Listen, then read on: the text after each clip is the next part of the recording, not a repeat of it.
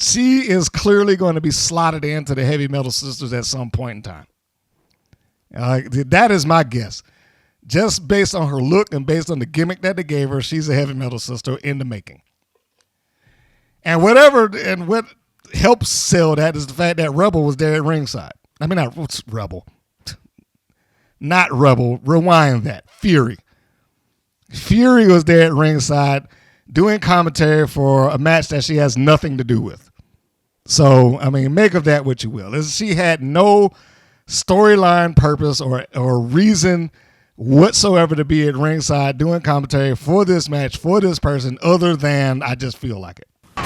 I told you. What did I tell you? Didn't I tell you? 'Cause I told you. And when did I tell you? A long time ago. And what did I say will happen when I told you? Exactly what just happened. You know, and we all have our 15 minutes of fame. And I'd like to take a couple of my 15 minutes to talk about the rights and the wrongs in the world of professional wrestling. WWE Championship. This match is for the ECW World Heavyweight Championship. For the World Heavyweight Championship. The match and new NWA Heavyweight Champion of the world. We appreciate you guys coming out and taking your time to support women's wrestling in America. This match is for the AWA World Heavyweight Wrestling Championship. And what did I tell you? I told you so. That's exactly why that's there at the beginning of the show. How are you doing, ladies and gentlemen? This is Mr. Green, and you are listening to the Rights and Wrongs of Pro Wrestling Podcast. And as you heard at the beginning, what did I tell you? Didn't I tell you? Exactly what I said. Yeah, because we knew it was coming. Rebel, Hayes, and Fury. Yeah, matter of time.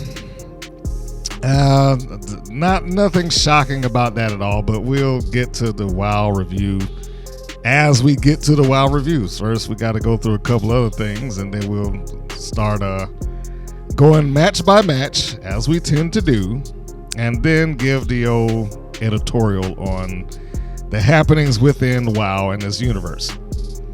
Thank you for tuning in, by the way. So let's start with, I guess, a little bit of wrestling news. If there's not a lot of big news that's going on. Piper Niven is hurt. Internally, it is assumed that she might have broken her hand. I know that's we haven't seen her on TV, on WWE TV in a while, so I don't think that is any sort of major thing that people are surprised about, but it is what it is. Julia is due to exit Stardom reportedly at the end of March. We have, some of us have heard that, she was getting ready to walk out. It's not like she quit, but leave the promotion and test the waters elsewhere as she looks to make her mark potentially in the United States. There has been rumor as to where she may land. Of course, it would not be surprising at all if Tony Khan decides to go and throw a bunch of money at her to veer her away from WWE. But at this particular stage, I think WWE would probably be the best place for her to go. That is just my opinion. I'm not saying that's where she's going, but it would be a better landing spot. I've begun to lose faith in AEW and this women's division. It's just a bunch of random people. And anyone that's gone in there, they just kind of slowly die off. No matter how much praise they had walking into it, they just become another face in the crowd. But Julia is a name that, for the hardcore wrestling fans that exist in the WWE universe, it'd probably be a good fit. She will be a better fit, in my opinion, going to NXT and then building her name for this audience there. She probably will be able to have the type of matches that she's had. She'll probably be able to entertain the same audience that she's been in front of. You get where I'm going here. NXT is the closest thing that the WWE owns to that type of wrestling fan base. They have listed her accomplishments in Stardom and New Japan, which includes Artist of Stardom champion twice, Guard of Stardom champion, Wonder of Stardom champion, World of Stardom champion, New Japan Strong Women's champion, Cinderella tournament winner, 2005 star, GP 2002. So yeah, man, it's one of those things of what else can you do? What else can you do? You've accomplished essentially everything that you could accomplish within that company. So where else can you go, or what else can you do within that? Sometimes you just got to leave and test the waters elsewhere. I mean, I'm sure that there's probably some other angles or storylines, or perhaps another championship that she can win. But if you are looking to test yourself and jump to the next level, a departure may be in order. So good luck to her. There is a question. This is not really news per se, but there is a question that I'd like to relate.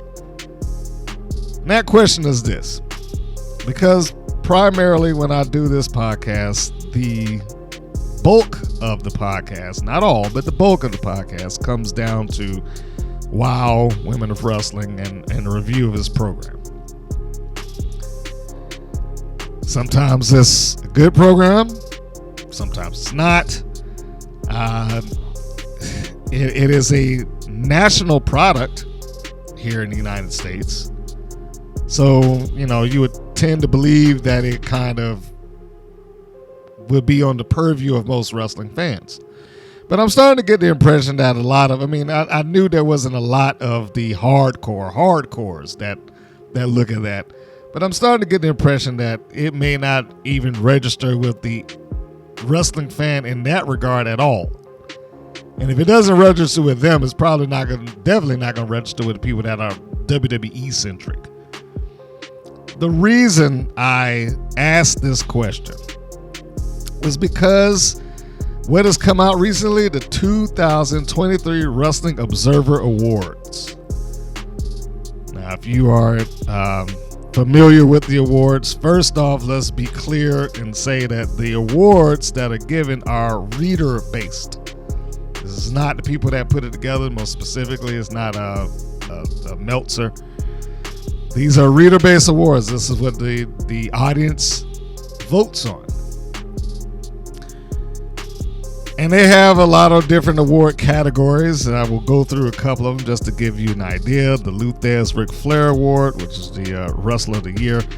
Mixed Martial Arts, Most Valuable, Most Outstanding Wrestler, Most Outstanding Fighter of the Year, Tag Team of the Year, Best on Interviews, Promotion of the Year, Best Weekly TV Show, Pro Wrestling Match of the Year, MMA Fight of the Year, United States MVP, Japan MVP, Mexico MVP, Europe MVP, Hodge Award, Non-Heavyweight MVP, Women's Wrestling MVP, Women's MMA MVP, Feud of the Year, Best Box Office Draw MMA, Best Box Office Pro Wrestling, Most Improved, Most Charismatic, Bryan Danielson Best Technical Wrestler Award, the Bruiser Brody Memorial Award, which is the Best Brawler, Best Flying Wrestler. They probably should have phrased that differently, but anyway, Most Overrated, Most Underrated, Rookie of the Year, Best Non-Wrestler, Best Television Announcer, Worst Television Announcer, Best Major Wrestling Show, Worst Major Wrestling Show, Best Wrestling Maneuver, Most Disgusting Promotional Tactic, Worst Television Show, Worst Match of the Year, Worst Feud of the Year, Worst Promotion of the Year, Best Booker, Promoter of the Year, Best Gimmick, Worst Gimmick, Pro Wrestling Book, or Best Pro Wrestling Book, and Best Pro Wrestling Documentary. Those are the categories as they are listed in front of me right now.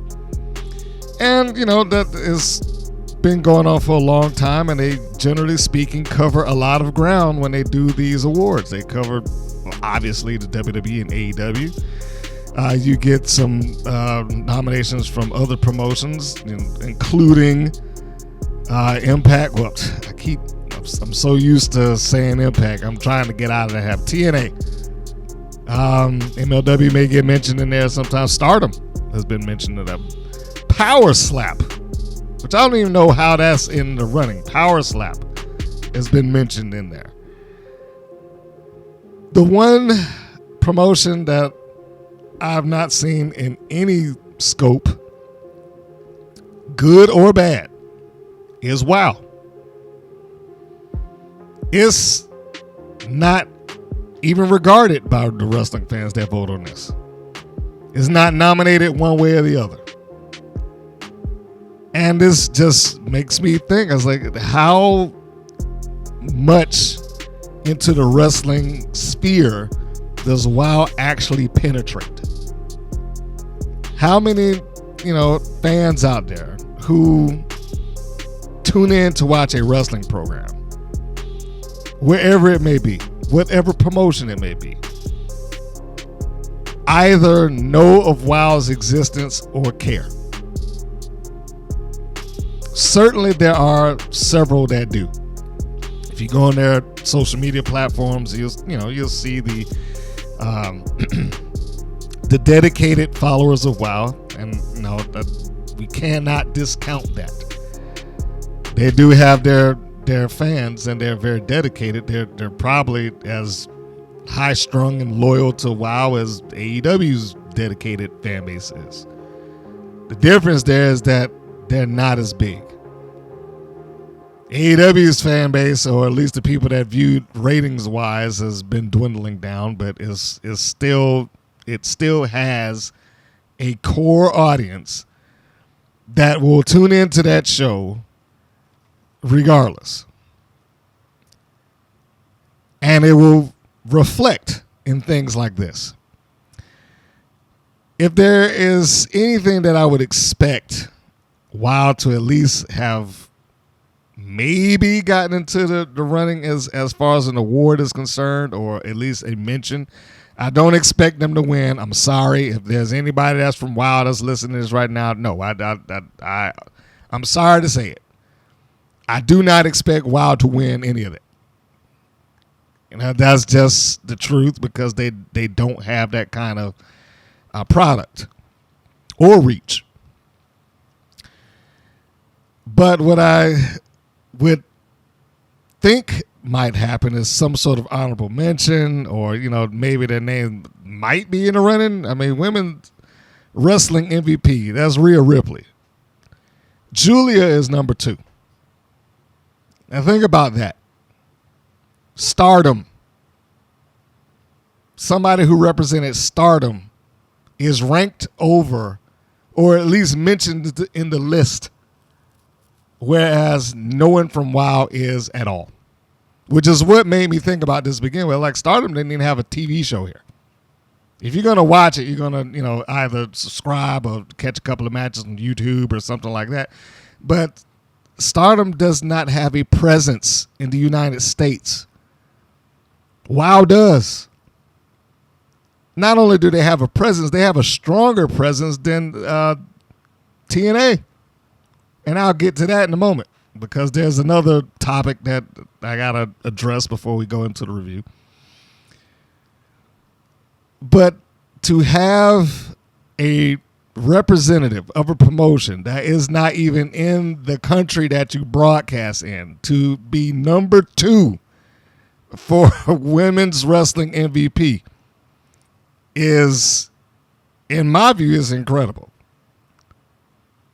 And I mean, yeah, Rhea Ripley took the award by, I guess a good 200 something votes. I'm just going off the top of my head right now. Less than 200. But anyway, 359 for her, 162 for Julia. Athena's in third with 114. The point being is that it's not even in the running. So like no one in WoW is even in the running. Because generally speaking, I know what the response would have been. It would have been like, well, if the fans, they only vote for WWE and AEW, and, you can't expect WoW to be on there. But you have Stardom and Power Slap. Okay, Power Slap. That's not even a wrestling promotion, and that's listed. How is it that WoW has no presence within the pro wrestling community at all? I mean, they are wrestlers, and they do work in a wrestling ring. Granted, there are a lot of them in there that are, a nice way to say it, brand new. There are a lot of them in there that are brand new. And maybe that works against them. But how is it that being a product that's on TV here doesn't qualify you for anything? They barely, when I look for, other people that might have reviewed the show, they barely have any coverage at all. And WoW doesn't really do anything to endear themselves to that audience. The only time I've ever seen WoW bother with the pro wrestling fan audience is when they were on hiatus, and I'll just put this disclaimer in front of my statement. In my opinion, they went to WrestleCade because at that time they needed WrestleCade. They needed to put themselves in front of wrestling fans. Once that need went away, I don't think they've been back. It might have been 2 times they went, maybe, if I'm remembering it correctly. And very likely that if, depending on who it was that was representing them at the time, which I think it was at one point the Beast and Faith, the Lioness, if I'm remembering the correct match. Either that or it was the Beast and Steffi Slays. That probably wasn't the environment for them to have a 5-minute match. Unless they were just a buffer for somebody else. But the point being here is that it appears to me as if not only are they kind of a non-issue with a lot of the wrestling fan bases out there, on the other side of the coin, it doesn't feel like WoW makes any effort to try to get to that crowd anyway. They don't do WrestleCade anymore. They do this San Diego Comic-Cons.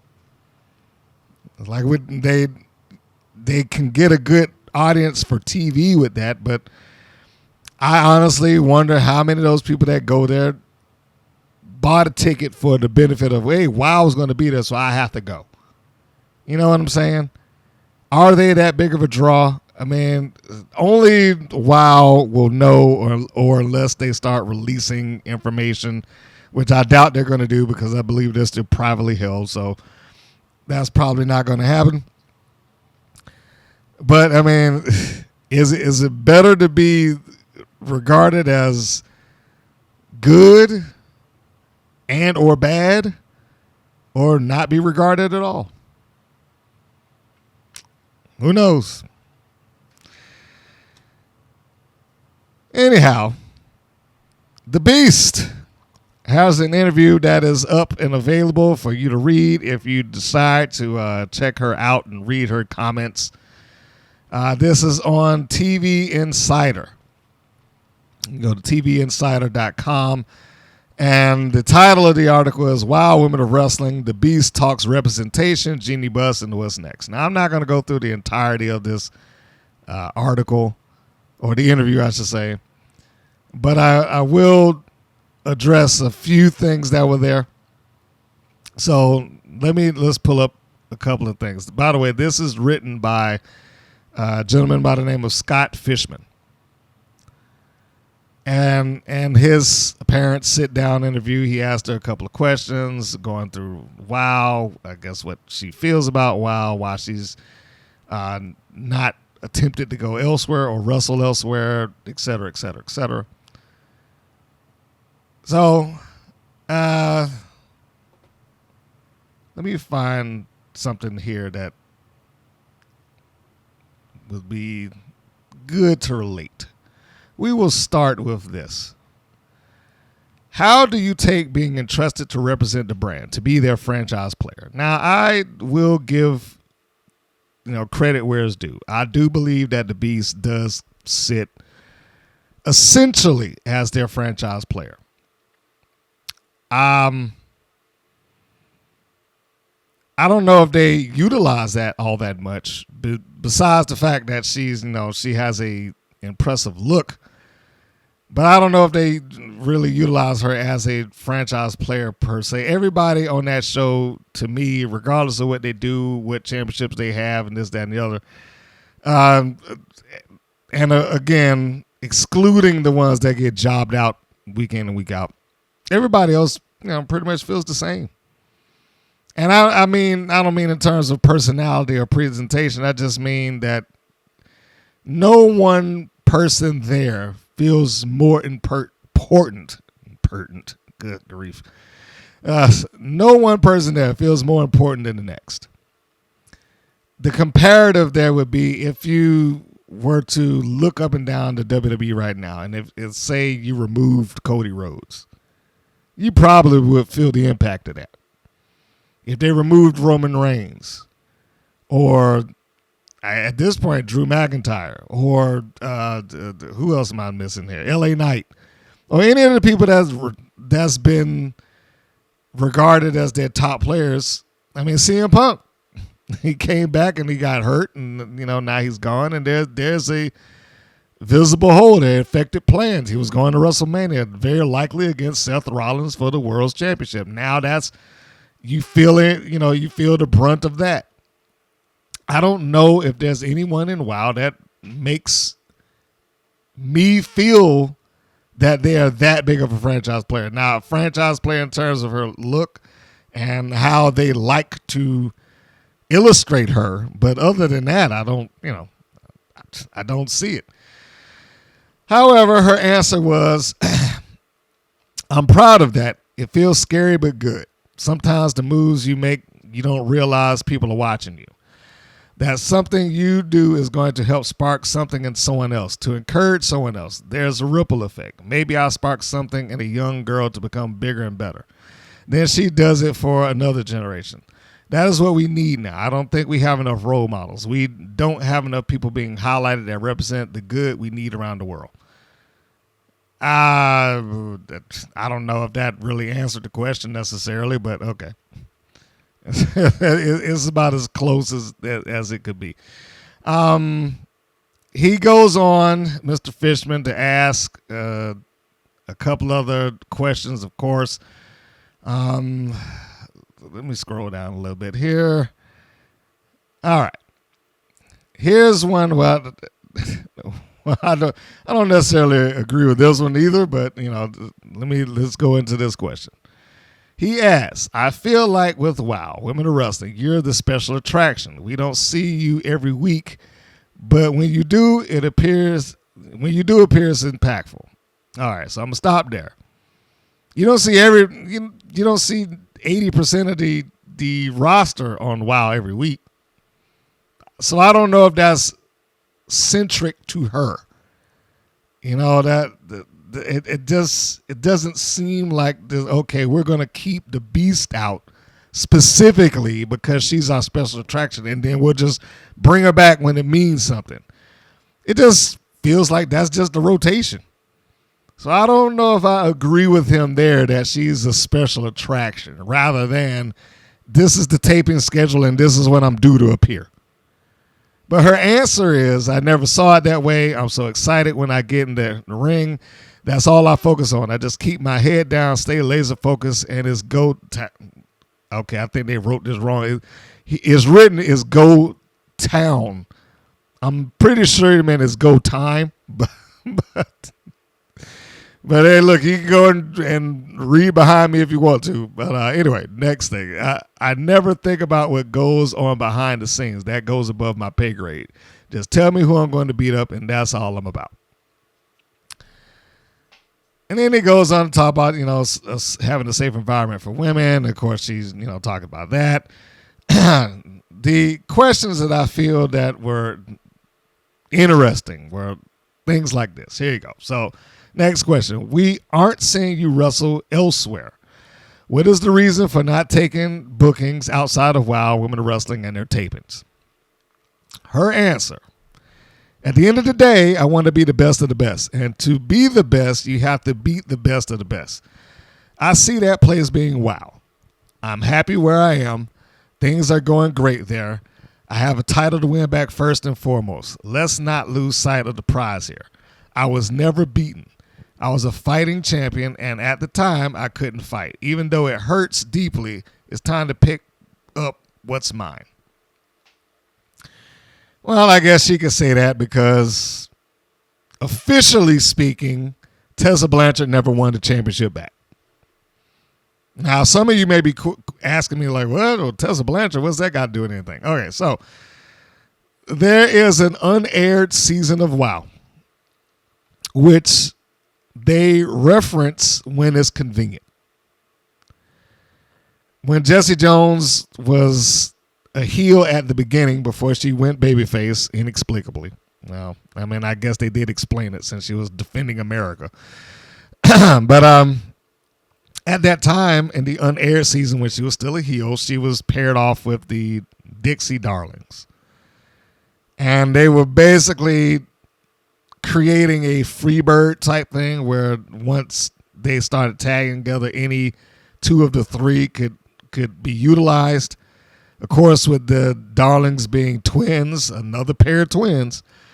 Of course, with them being twins, they were able to swap in and out during the match, which is how they won the titles in the first place.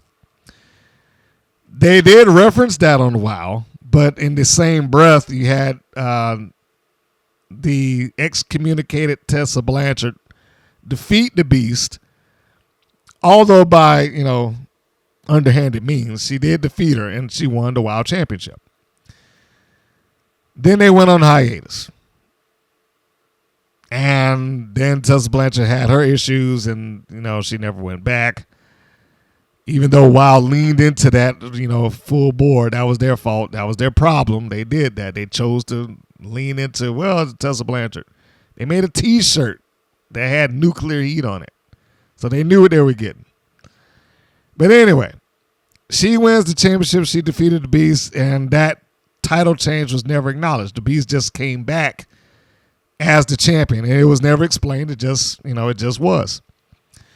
I didn't agree with that decision because, if you're going to release the footage to where you actually can see this person lose, then, why not? Why wouldn't you acknowledge it?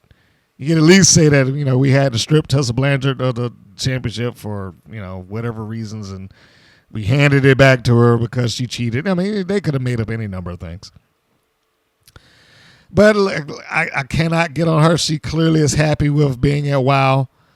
Now, I don't believe that she's been in any other wrestling promotion to be able to make a comparative statement about that. But she's happy there. And WoW clearly, at this point, treats her well. So it's probably not anything that she wants to do. She doesn't appear like she wants to go anywhere else or attempt to wrestle elsewhere. The 3 or 4 times a year that she does it is seemingly fine for her. And I guess as long as she's living there and is easy to get to and they're paying her, and and she doesn't want to venture out into any other independents, then what can we say? It's just, I don't know if I necessarily agree with the entirety of that statement, but what else is she supposed to say? She wants to be the best. And in her view, and she sees that place being WoW. I cannot argue that. She said, I see that place being WoW. She didn't say it was necessarily, but in her opinion, and she's entitled to that. Here is where I feel like there's a little bit of a, discrepancy in his reporting or his interview, or maybe how he phrased the question. The question: WoW Women of Wrestling is doing well in the ratings, where the show is often beating other companies like AEW and TNA. Yet it might get highlighted as much. Does that put a chip on your shoulder? I don't know how they're writing this, Is he trying to say, yeah, it might not get as highlighted as much? I mean, because that doesn't make sense. Again, if you want to see if I'm reading this right, you can go find the article. But that's how it's written. That just comes off weird. All right, but anyway, so let's address that. Let's assume that the statement was, yet it might not get as highlighted as much. I don't think that he framed this question properly. While doing well in the ratings might be a matter of opinion. Because I don't see them as doing great in the ratings. I get the ratings every month. And as those who have listened here can see, or you can go through the older episodes, there are ratings episodes that I put out there, and the highest that WoW has gotten, and I will give his credit, it was just underneath 500,000 viewers. Somewhere, what was it, like 441,000, something like that. That happened in August. They haven't touched that since then. It's been on a decline. Not only has it been on a decline, it's kind of settled itself into just underneath 250,000 viewers overall, week to week. Sometimes it bumps up, sometimes it bumps down, but generally speaking, about 240,000, 245,000 viewers on the average. Like I said, sometimes that'll trend up, sometimes that'll trend down, but that is basically where they hover. The reason I say that this isn't framed right is like when he says it does well in the ratings, that's one thing, but it's often beating companies like AEW and TNA, that is untrue.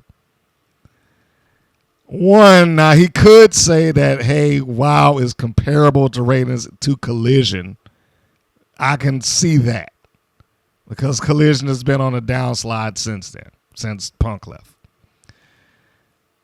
I couldn't begin to say that they compared to Rampage. And certainly not compared to Dynamite. Dynamite walks into their show close to 1 million viewers once a week. They might not keep them, but they walk into pretty close to 1 million viewers once a week. WoW has never seen 1 million viewers. So I don't know where he's getting this idea that they're often beating companies like AEW.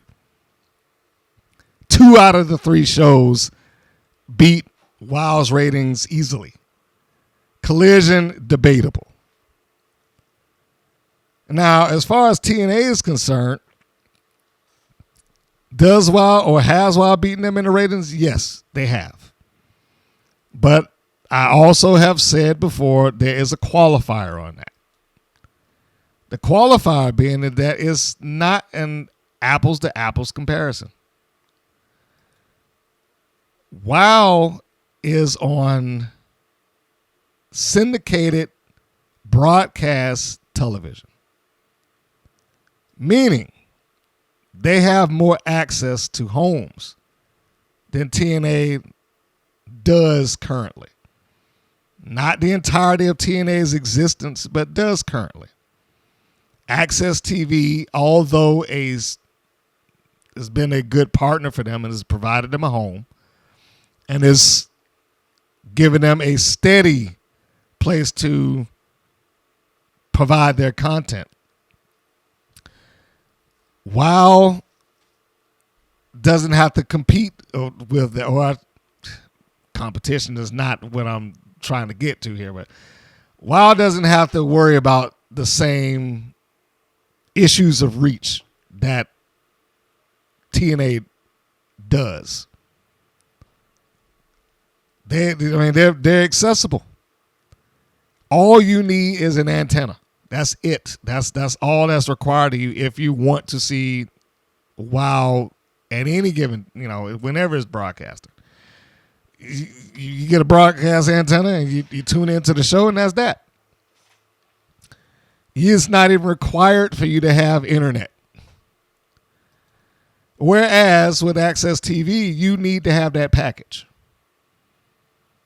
And keep in mind, every cable company does not carry that. You know, you do get those cable outlets because there are smaller cable providers across the country that may not carry Access, which by proxy means that they may not carry TNA wrestling. So whereas they do win in terms of ratings with TNA, I stand on it is not an apples to apples comparison. It's hard to just say, oh, well, you know, they just beat them week in and week out. It's an easier thing to make the comparison from, say, an AEW versus a WWE because they both have national cable outlets that they can broadcast on that give them or provide, you know, their platform to the public. TNA does not, at least not to that level. Now, the other side of that, just to, you know, talk TNA up for a moment, they pretty much have to put their show on 2 other platforms just to kind of balance that out. They put it on YouTube, and of course they have it on TNA Plus. Now, we have no idea how many people watch that thing on TNA Plus. Those are unreleased numbers, at least as far as I've found. So I don't know if the viewership changes or if there's a big difference between that. But it is a vast difference between how they reach their audiences. So, whereas I can appreciate him as an interviewer making her feel better and tell her, hey, you guys do this, you guys do that, I don't know if that is the appropriate way to phrase that. I don't see them as often beating either of those companies. But the answer that she provided, and remember, the question is, while it's doing well in the ratings, where the show's often beating other companies like AEW, TNA, it might not get as highlighted as much. I'm adding to not. But does that put a chip on your shoulder? Her answer, not a chip on your shoulder per se, but we do this because we're passionate. The hope is for young girls, young women, and young people to see us and become inspired. Of course, you want more exposure, but we're going to keep doing what we do. And at the end of the day, we want to keep going out there and putting on great shows. Hopefully, everyone will catch up to what we already know. The next question he had that I wanted to, she probably isn't that person to answer it, but I did appreciate the question. How close are we to a Wild Women of Wrestling touring and a return to pay-per-view? How is he writing this? Okay. How close are we to a Wild Women of Wrestling touring and a return to pay-per-view? I guess he should have said tour. Yeah, anyway. Yeah, this is grammatically is a little off. Her answer is, I would hope it's coming sooner than later. It's my hope and dream that WOW gets to have a global footprint. My hope is to take that into live shows and continue to go global. More people deserve to see this live. Seeing this show live could be life-changing for some people. As you hear me reading these answers, I'm pretty sure you're getting a theme here with her response. It is all inspirational. It's all we're trying to do this for everybody else. It's all, you know, this is going to be life-changing for someone. This is all, you know, everything here is primarily like we're here to uplift and make sure that everybody's good and so on and so forth and blah, blah, blah. But he does go on to ask, what's something about the Beast that would surprise people? Do you see yourself venturing outside of the ring and the other realms of entertainment? What's your hope for WOW Wrestling going forward in 2024? Which was their final question or the article. Again, I would suggest if you want to read into this, you go to tvinsider.com and just write Beast interview, TVinsider.com. It should come up. But I will give the last answer that she got. Where is your hope for WOW Women of Wrestling in 2024? Her answer, I just want to see WOW keep growing because it's not like any other wrestling show. You can't compare it to any other promotion. What we bring to the table and offer is something different. I truly believe in the message WOW is trying to spread. Integrity, women's strength and power, and love to see that spread more. It's needed in the time right now. So everything that has been responded to there is pretty much a message of inspiration, and this is what WOW is doing, and we're trying to help young ladies and so on and so forth. Nothing wrong with that. I don't know if that's the answer that I would want as the owner. I mean, because that's going to happen. All wrestling promotions will inspire somebody. I mean, good, bad, or indifferent. All wrestling promotions that have been around for any length of time will inspire somebody. Whether that be inspiring them to stand up for themselves, whether that be, hey, I can be athletic too, or, I hope I can talk on a mic like that person, or, the ultimate, I guess, as far as that's concerned, is that I want to be a wrestler because that person's a wrestler and I can do it too. So all of them do that.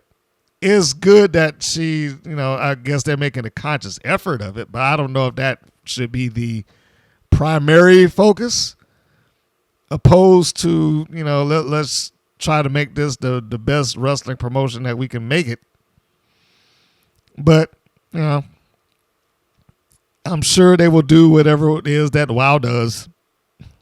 And they will continue to try to inspire. Now, as far as the live tour and the pay-per-view, I would be interested to see if they can actually pull it off. That's probably the only answer that I could give towards that. It would be interesting to see if they can actually pull it off. Like I said, I don't think that she's the right person for him to ask for that. I'm sure that was just him wanting to, let me get your opinion about it. And touring would be great for her, as it would be with all the WOW girls. A pay-per-view would be great for them. And I said that they should at least test the waters on that. Now, I will qualify me saying they should test the waters. They should do that in the most inexpensive way that they can afford to do it. I don't think they should just go throwing money at doing a pay-per-view. I personally, in terms of the in-ring work, I don't think they're ready for that. Nor do I think that they're ready for it in terms of building interest in a match. And the last thing that they need to do is repeat what happened to WOW 20 plus years ago. WOW Unleashed was the name of the pay-per-view. And the numbers on that pay-per-view are atrocious because nobody wanted to see it. More importantly, nobody wanted to pay up towards $40, or it might have been less. I can't remember. It's been so long. Let's just say it was $25 or $20. The point being is that no one wanted to pay for it. There was nothing that happened on that show that was strong enough.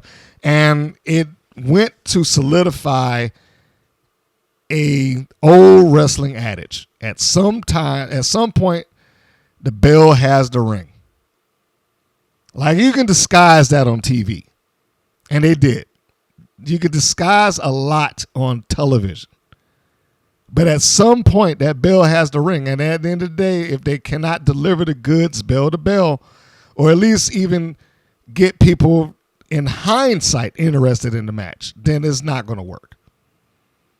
That pay-per-view that took place all those years ago, WOW Unleashed, was, with the exception of maybe one or two matches, it was not a good pay-per-view.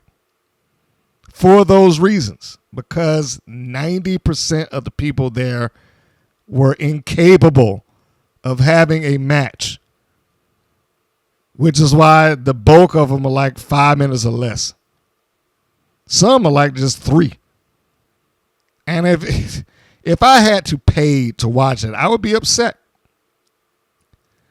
So if I were going to do it now, if I were going to attempt a WoW pay-per-view today, my first edict would be some of them are going to have to sit on the bench. This idea that everybody needs to work the pay-per-view, that's out the window. Because that's what he tried to do the last time. Let's just put everybody on the pay-per-view. That is, no. We're not going to waste that kind of money. We're not going to waste that kind of time. That would be the first edict. Some of you are going to have to sit this one out. The Katrina Jinxes, the Goldie Collins, the Steffi Slays, anybody that got hired and trained specifically through WoW, you're sitting this one out. And then I will build around everybody that's there that actually can work or actually has some level of experience outside of that company. But I digress. The point being here is that if they're going to try it, I mean, there's different options today. It used to be Fight. I think it's Triller TV now. Or stream it live on YouTube. Something where it's economical to attempt. The problem with them trying to do that, which is what goes against her statement like, well, I'd like to do it, is that they would have to change their shooting schedule around to try to accommodate that. Or they would have to have such a well mapped out shooting schedule leading into and out of the pay-per-view because of the way that they shoot the shows. They marathon tape over a weekend. So in order to get that, they would have to know precisely what they're doing, how they're going to do it, what matches we're going to have at the pay-per-view that we need to lean into, and get it to a point where the taping schedule that we have over these 4 days will actually make sense going to this pay-per-view and then make sense coming out of the pay-per-view. I mean, that's not an easy task. Would I attempt it at some point? Probably. But it would take me, and I'm only speaking for me, it would take me having to get past taping number 1, knowing that I'm going into taping number 2 of the year, attempting a pay-per-view another quarter down. Like this is almost like a year worth of planning for me to attempt it under the circumstances that WoW is in right now. But I think they should have at least one live event that they should try just to sample it, just to test the waters and see if it works and see what kind of interest they have. Because it's one thing for them to be on free TV. It's another for them to ask people to pay across the country. And that will answer the beast's question about whether they should be live touring or whether they should be doing pay-per-view. In fact, that would answer Jeannie Buzz's question on whether they should be doing live touring or pay-per-view. And, but again, I don't know what the budget is for WoW, so, whatever. One other small note, which is not really women's wrestling related necessarily. I just read this earlier and I thought I'd bring it up, that the former polarizing wrestling writer, Vince Russo, unfortunately has unveiled his diagnosis that he is now diabetic.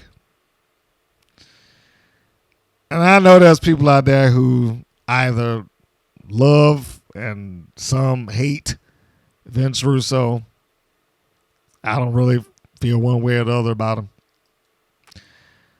But regardless of what you think about his creative and stuff like that, it's a little disappointing to hear that that's happened. I have seen what diabetes can do to a human body firsthand. My former father-in-law had that, and it ravaged his body. Especially, once it gets rolling, it's kind of hard to get under control. It is not a death sentence for Vince Russo. Let me just start with that. Because you can get that under control. But I would hope that he does at some point. Since he's just being diagnosed, I'm pretty sure he's probably talked to some dietitian or somebody by now, because all of that's going to have to change. But I just wanted to say that I wish him well, even though I don't know the guy. I mean, he's part of the wrestling world. I did see his stuff, years ago. And whether I agree with it or not, he has contributed quite a bit. And I hope that he can get through it because, again, it can ravage the body very badly.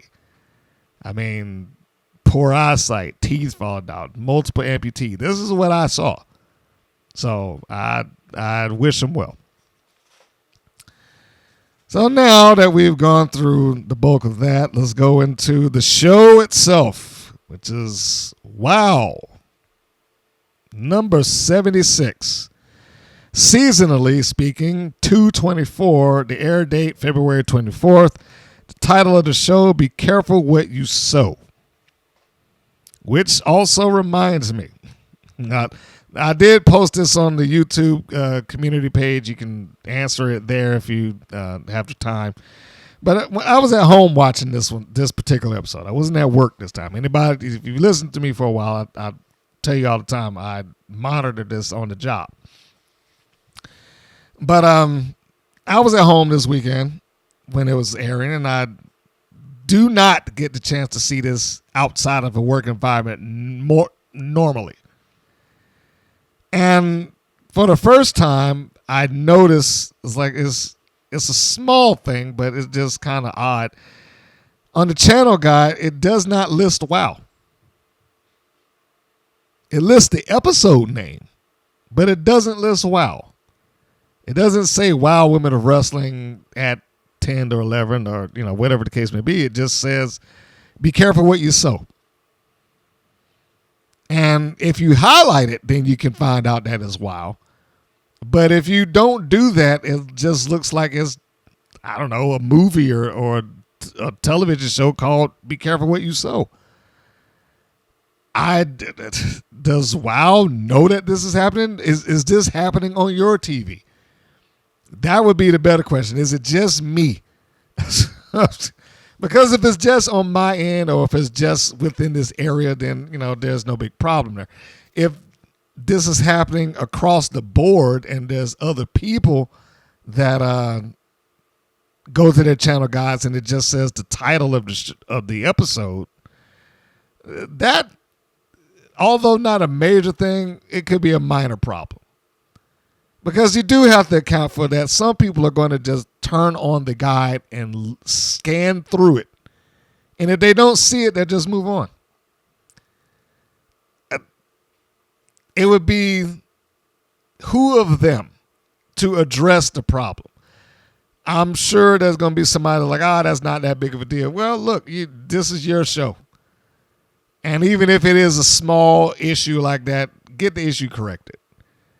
I would not be producing a show, turn that show in, and the only thing that is listed for it in the guide is the name of the episode and not indicate what the show is unless they highlight that show. And then when they do that, give you a channel description. Doesn't even have the updated logo.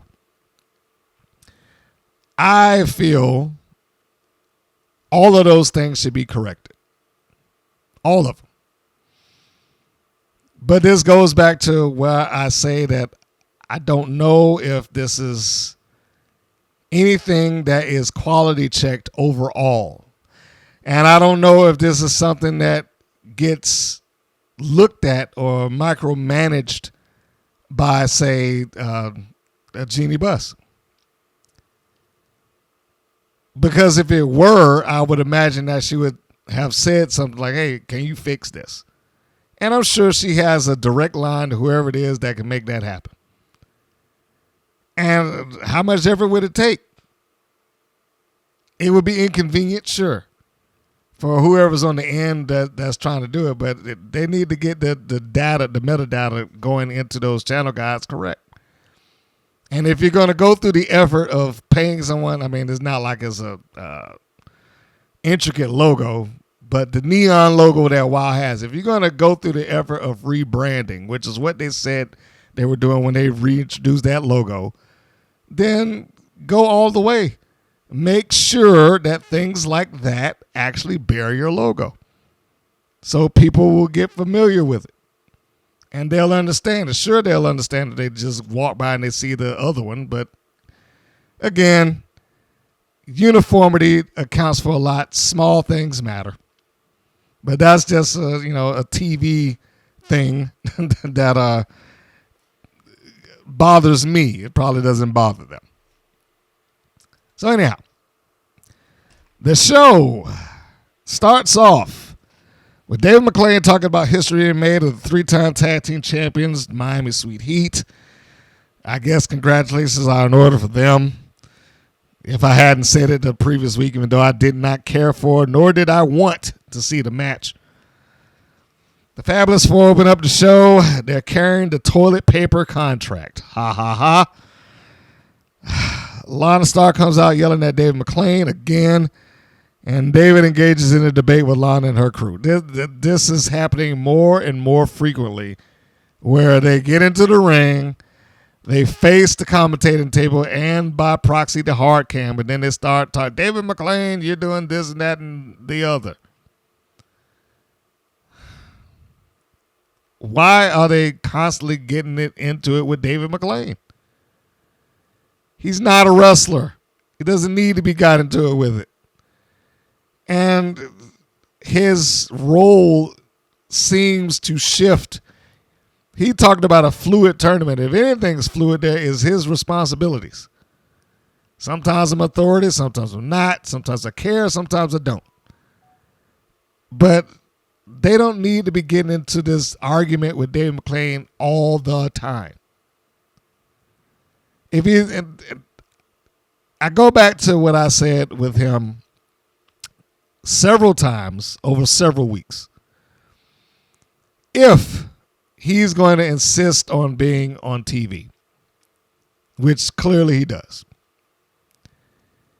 it would make more sense for him to minimize some of his positions. He cannot be, well, he can because it's his show, but I'll say he shouldn't be both the lead announcer and the general manager and the lead interviewer and, the seeming like the personal ring announcer for Abilene Maverick. I mean, that might have been a one-time thing. And let me be clear, he didn't actually ring announce her. He just told the people to be quiet while she talked. So I don't know if he was being a heel or babyface there. He does not need to be in all of those positions. It would be better if he just were the general manager. Everybody knows that he is in charge of that place. So just be that. And if he's going to be in commentary and a general manager, then tell them to knock off the engagement with him until it's a point where it's necessary. When he would maintain more authority if he got up and said these things when there was something that needed to be said. But clearly he doesn't do that. He doesn't engage in any authority until, I don't want to say until it's necessary, but until it's convenient. Now, that's probably a better way to put it, because it happened at the end of the show. It was a matter of convenience. There is such a thing as getting heat under promotion. And we'll talk about that as we move on. So anyhow, they're yelling at Dave McClain again, as all heels do. And they basically complained about the match with the Mother Truckers. Like, why do we have to have this match? And then, of course, they're going to have the match. The next segment is the first match of the show. For my money, probably the best match of the night. Adriana Gambino versus Princess Aussie. This is the battle to see whether, not Aussie, Gambino will remain undefeated. So I will give credit where it's due. They told the story, well, they allowed that story to breathe to some degree. Now, Adriana Gambino walks into this thing 7-0, and ever since returning to WoW, she's been undefeated, which I like that. it did give some level of, okay, there's something here without it having to be a championship. And she could continue on.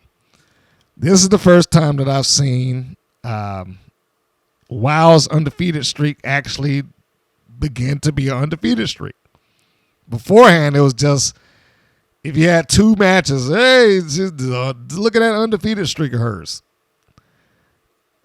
Here, it actually feels like it means something. So I think that's worth something right there. I don't understand why they insist on putting former WoW World Champion in big bold letters under Princess Aussie's name. It's like this constant reminder that she lost the championship. It's one thing for the commentators to say it because they can phrase it and frame it a different way. Here comes Princess Aussie, who unfortunately got cheated out of the WoW Championship or whatever the case may be. Something just, it doesn't need to be in big, bold, pink letters that she's a former WoW champion. That is not her title to carry, that I am a former WoW World Champion. She can say it like I had the WoW Championship and I intend on getting it back. The commentators, like I said, they can say it because they can frame it a certain way, but just to look at it, it just comes off as weird. I'm like, who does that? I mean, if you're going to list off her accomplishments, that's one thing, but then that shows up and then it's almost immediately a parade of, well, she felt like she didn't get this and she didn't get the praise and she didn't get the balloons and the confetti and like we're leading into that, but then at the same time, but the fans really follow her. Like it's in my world is somewhat conflicting. Either she's going to complain about a thing or not. Well, why would the fans care that she got confetti or not? What difference does it make to them? Anyhow, she's the babyface, and they are playing her up as being the babyface. Like, the fans love Princess Aussie. And she comes out and she does the oi, oi, oi chant once she gets into the ring. The match is pretty solid, I think. I've already told people that I really like Adriana Gambino. She looks like a star, but in fairness to Aussie, she does as well. These two seem to work well together. Like I said, best match for my money of the evening. It had more competitive nature to it and, less flaw. And it also had something, attached. Like it wasn't just a cold match because of Adriana Gambino. Her walking into this thing undefeated took it away from being a cold match, whereas normally it would have been.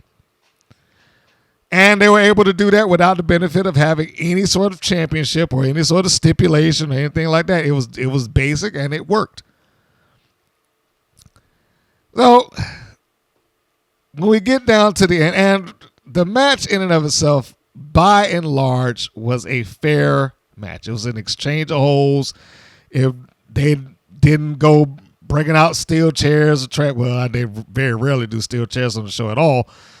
But you understand what I'm saying. There was not a lot of gimmicks that was applied here. It was just a match, and it was just a match between what I would consider two pros. So we got down to the end of the match.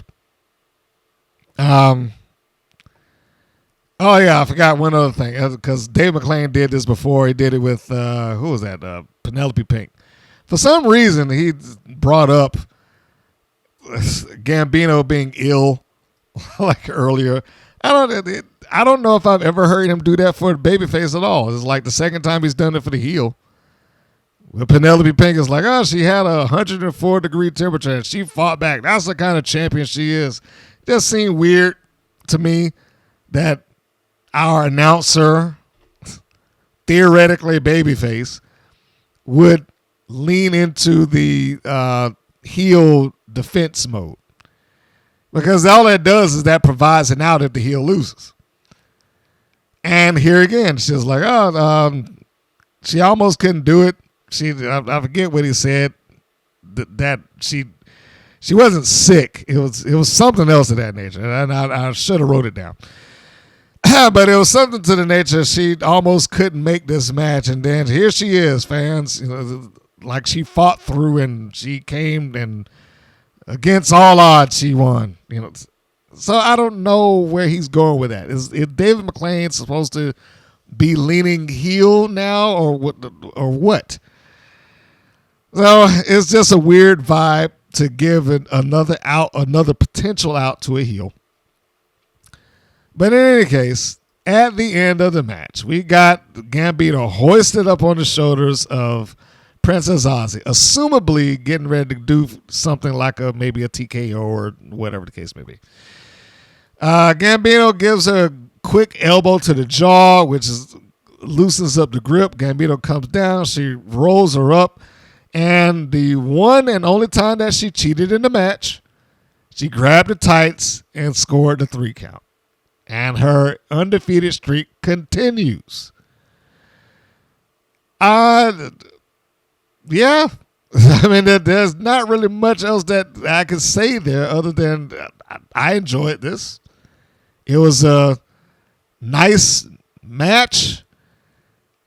It didn't discredit either one of them to me. You got Gambino, who was able to hang with Aussie, who, let's just play it in for what Wild likes to position her as. She's positioned as a main event top babyface. And this is the biggest competitor that Adriana Gambino has had since coming back. So it didn't hurt necessarily Princess Aussie. She lost, but she had to lose because she was cheated. She got the tights pulled. And it didn't hurt, or it certainly helped Gambino. But it didn't hurt her because she wasn't outperformed. She wasn't out-wrestled. She wasn't outdone, throughout the course of the match. She was able to hang with her hold for hold and move for move up until the end, where I got to do something to win this match, and I got to do it now. And that's what she did. So, good stuff. That may be the best thing that was going on with this match. I don't know what is the deal with Aussie and Candy Crush, because they didn't really address that, although Crush shows up later on in the show. So we can only assume that in the next 2, 3, 4, 5 weeks they'll come back around to it. Next segment, Rebel Hayes is playing guitar in the hallway for reasons. And then Fury walks up, and then she's like, no, keep on playing. And then she starts headbanging a little bit, and then she's like, all right, okay, stop, we got to go. So the segment cuts as they go to the ring. There's no real point to this. It's just filler. Yeah, that's it. It's just filler. Didn't mean anything, didn't do anything, didn't forward anything. It's just filler. But this is the beginning of everything that I just said. This is Heavy Metal Sisters 2.0, and you knew that this was coming. So now, Rebel Hayes and Fury, the Sisters 2.0, are against Team IQ Superior, the Disciplinarian and Classmaster. First, I'm going to just start with saying this was a surprising match for me. I mean, legitimately surprising, because I never expected what I got. So, they solved the match. McClain tries to explain the implosion of Team IQ Superior, which is such a stupid story. I don't know why this would even happen. So let's just recap briefly. Team IQ Superior has a match. Classmaster kicks G.I. Jane. The two of them, not anybody else, but the two of them, have words in the hallway. And then G.I. Jane says something to the effect of, I'll show you who's the leader of the pack or who's the number 2, which is ridiculous. But she wants to prove that she's the best amongst their own group. Now, keep in mind, like I said, just 2 of them in the hallway. So the next time we see them again, we got Samantha Smart standing in the ring saying, I have alphas on my team, and they want to find out who's the leader of the pack, so I got this leader of the pack match, and we're going to have all the 3 of them wrestle off against each other. So a confrontation that did not have anything to do with her directly or the disciplinarian they've both been invited into, and now has become Samantha Smart's idea to let her own team members, because one of them has some problems with each other, we'll just make all 3 of you fight to see who's going to be the number 2. But even though that you win the number 2, I'm going to endorse my girls attacking you immediately afterwards. That's just silly. It's absurd. And it does not reflect well on Samantha Smart as being smart. So they have this, and we've got the new version of Team IQ Superior. The Heavy Metal Sisters enter the ring, and of course, all the rock puns start coming out through the commentating team.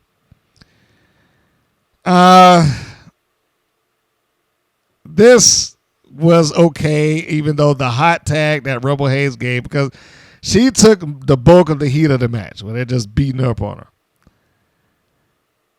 Even though that happened, the hot tag, or what should have been the hot tag, was a little flat.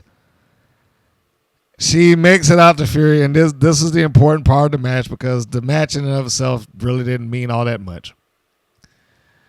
So she gets over to tag Fury following a super kick to the disciplinary, where she just kind of backs up and tags off to the Classmaster. Now, this is the first time that I've seen the Classmaster look worth anything. And I was so happy. It's a little too late for me, but I was so happy that they actually finally did something with this young lady who towers over 90% of that roster. Like, how is she not the bruiser of the show? So she gets tagged in as Fury gets tagged in, and Fury, does the number. I'll clothesline you once, you don't go down. I clothesline you again, she doesn't go down. I get a running start, a clothesline you, bam, I'm able to take you off your feet. These are the type of things that should have been happening at the get-go, but we won't worry about that now. What's done is done. So she gets the Classmaster down. She pops her with a knee. She, gives her a nice backhand across the side of the head, or at least that's what we're supposed to believe, because it looked like it grazed the top of it. Classmaster is able to get out. Still don't like that name, but we'll carry on. The Fury tags Rebel Hayes back in, assumably to get ready to do some tandem maneuver, because she has her in the corner. She, being Fury, has the Classmaster in the corner. Rebel Hayes goes out to the center of the ring, and she's waiting. It's like, bring her to me, right? So Fury is trying to whip the Classmaster out of the corner, but she is hooking the ropes, and she's showing some actual dominance here, some strength. And then she lets go of the ropes, and she whips Fury around and tosses her into her own partner, and then picks Fury up and proceeds to throw her into the corner. And for that 2 seconds that I saw that, I was like, this is great. She finally done something. It's about time. It is about time that she's done something. Now, I don't think that's going to last, worth anything, but it was about time to see her do something. She gets that in where she basically took care of both of them, tags off to the disciplinarian, and the disciplinarian catches Rebel Hayes in a TKO. Meanwhile, Samantha Smart has the yardstick around the throat of Fury, so she can't get up and go tag. So even though the cheating was at a minimum, I mean, I can't even say at a minimum. The team in and of itself didn't cheat. Samantha Smart did by, holding Fury back or keeping her down. But the team in and of itself pretty much won clean. And I was actually very surprised and pleased with that. But it also goes back to, I don't know what they're doing with Fury, because she's just taking loss after loss after loss after loss. And as soon as Rebel Hayes got a win and she tags up with her, she went right back down into loss. So not a good start for Heavy Metal Sisters 2.0. After the match, Samantha Smart cuts promo saying she's the only leader of the pack, which negates the entire purpose of the match that they had a week ago. Like, if she was the only leader of the pack, then why create the match to begin with? Again, stupid. It was dumb. It wasn't thought out. And either it wasn't written well, thought out, or she fumbled over whatever she was supposed to say. Or they didn't care. But no, that negated everything that they was in the ring for in the first place.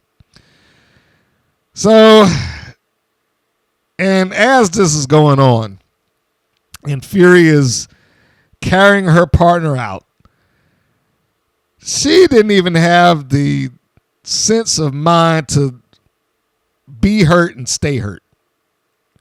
Instead, as she's being carted out, she's doing the same thing that she did when she ran up the steps like she was a nut. When Fury gave her the guitar pick, she's just giving like the rock on sign and shaking her head as she's being taken out of there. Well, that really sells being hurt now, doesn't it? I mean, I'm sure she was partially that way because they had her carried and limping away. But no, I was like, if that were me and I saw that, I was like, don't be doing that. Just let her take you out of the ring. You don't be giving no signs like nothing that's going to discredit what she just did to you. You're hurt. You're not supposed to be giving a rock on sign and shaking and still headbanging after you just took a TKO in the ring, which is a direct hit on your neck. So why are you headbanging out here? Anyhow, that little thing right there. That's why I say it's the small things. It's the small things. But that little thing right there just irked me. Like, why are you doing this? Stop it.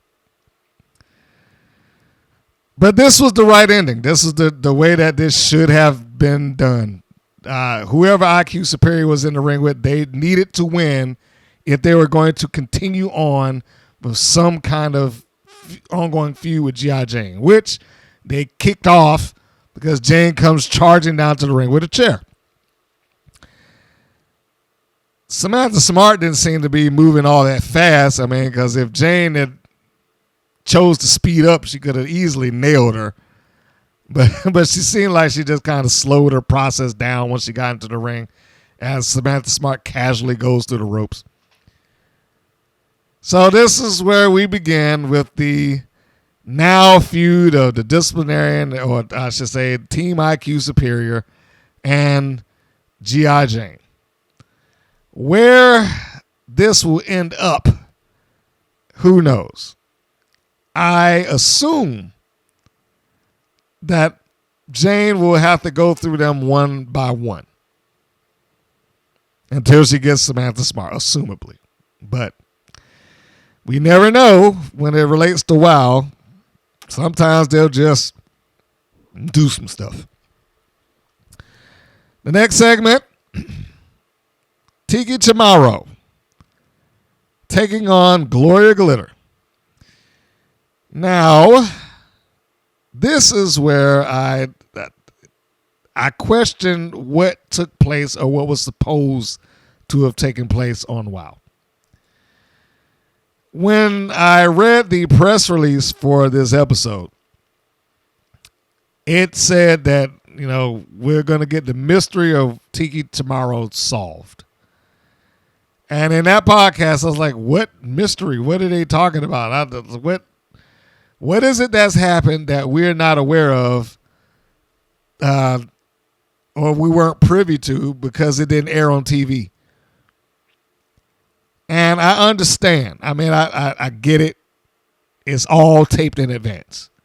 So there's very little that they can do to fix or correct it or whatever the case may be, especially as it relates to commentary. But what mystery?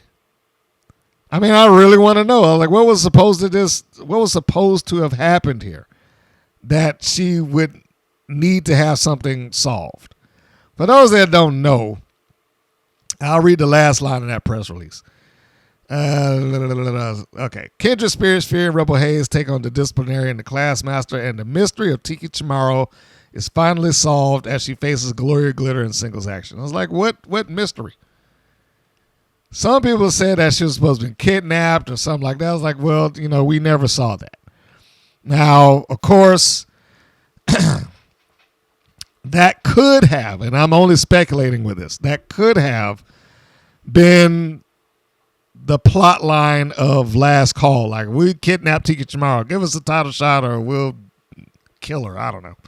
I doubt that it would do anything that ridiculous. Or you'll never see her again. They would probably phrase it like that. That's the only guess I have.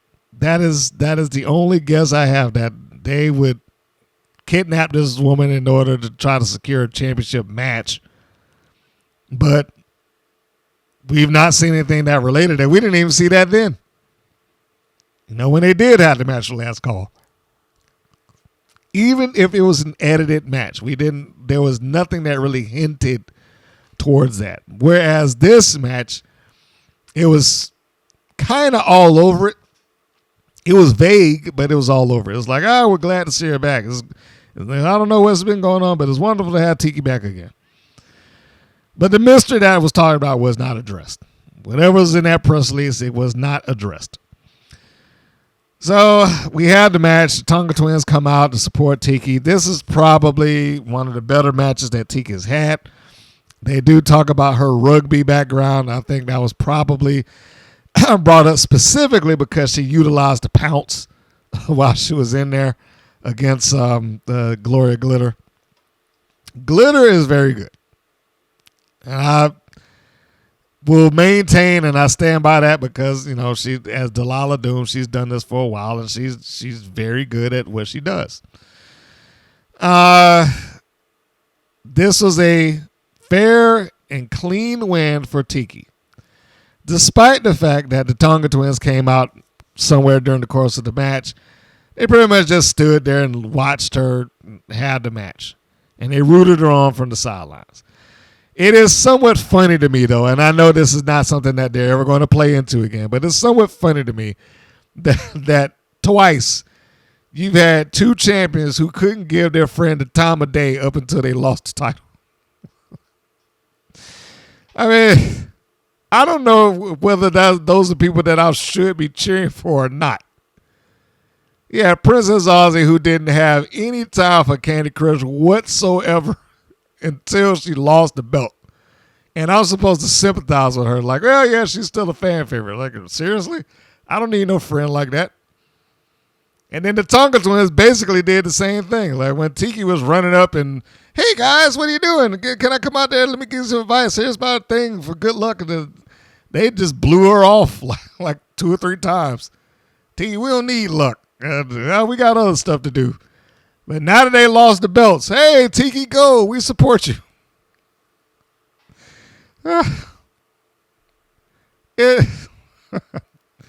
Who are the baby faces and the heels here?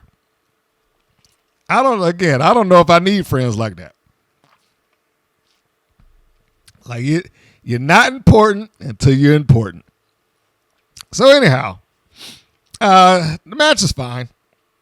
It is not the best match of Gloria Glitter's career, but it probably certainly is the best match of Tiki's. If that makes sense for you. It's not something I would say go out of your way to watch unless you are a Tiki Charmorro fan. If you are, then you would probably enjoy this. And I'm not saying that I dislike Tiki. I actually like Tiki. I think that she's a very likable personality in the Wild universe. I don't know what her future within that company is because I don't see her being a world champion, and I certainly don't see any tag team partner that she would win the titles with. It would be nice if she had some level of angle or story that she can kind of dig her teeth into, because whatever this was, it was a lost cause. I mean, whatever this kidnap angle is, and kidnap angles in Wild never work out well. I mean, all they do is really show that their friends don't mean squat. Tiki may be stronger than I give her credit for, though. I put that note in there because I was somewhat impressed here. There's a spot in the match where Gloria Glitter does like a wheelbarrow bulldog, where she runs in, she turns around, wraps a reverse body scissors around Tiki, and then comes back down with the bulldog, right? But it didn't seem as if it was getting up there all the way initially, and I'll be damned if Tiki didn't power her up to get her there, because I don't think Gloria had anything to do with that. Like her legs are off the ground completely, and Tiki just she got her up there to get that bulldog in. Well, I mean, it wasn't really a full bulldog, more like a face plant. But the fact of the matter is that she did it. So I was genuinely impressed there. But we fast forward to the end of the match. Like I said, the Tonga twins come out to give her support and all that good stuff. Tiki does her I don't know what they call hers. The world knows it as a 619. Of course, the move made famous by Rey Mysterio. She gets that after she connects with Glitter with a drop kick, and Glitter just kind of crawls over to the second rope. Tiki gives the island cry, her battle cry, I guess you want to call it that. Catches her with the 619, but she misses the Vader bomb. We'll call it that because I don't know what else I would refer to it as right now. Glitter tries to get in her double hook face buster. Tiki is able to counter it, and then she turns it into what they call a coconut crush or something like that, which is basically a palm strike STO. 1, 2, 3, Tiki wins the match. I was like, yay, Tiki won. And the Tonga twins, they applaud along with the fans out there. And this is one of those things, like, I don't know what they're applauding because I didn't see any lead in for me to feel like this match is anything different than any other match. But Tiki gets on the microphone afterwards and she cuts a promo. It's basic, but at least it was aimed at Gloria Glitter. You'll have to tune in for that because I don't remember the word for word promo, but essentially, she takes a shot at Glitter. It's like, you might be the queen of this, that, and the other, but I don't know. It wasn't that important a promo. I was just happy that it was a promo that was actually aimed at somebody. But it's it's not like it's going somewhere beyond this. It was just a shot at, hey, I beat you, Gloria Glitter, and she had some nice witty line at the end. But although witty, it was somewhat forgettable. Dave McClain, while she does it, he decides to do the Island Yell while he's on commentary, and this has nothing to do with the match, but it was one of those moments where I was like, I really wish that there was a heel commentator right now, because he could have leaned into that so much. It could have leaned into that so much. Just to have this knucklehead up here doing the Island Yell and sounding as ridiculous as he did. Like, yeah, a good heel commentator would have been able to just eat that alive. So, yeah, that was the match, and we move on to the next thing. The next thing is what pushes the angle forward, or not the angle, but potentially the start of a angle or an angle with Gloria Glitter and Candy Crush. So Crush this is the next segment, by the way. So Crush is sitting down in the lobby in her wild jumpsuit. Gloria Glitter comes down the steps, and then she just sits right next to Candy Crush. And they seem to bond over disliking the positive attitude of other wrestlers.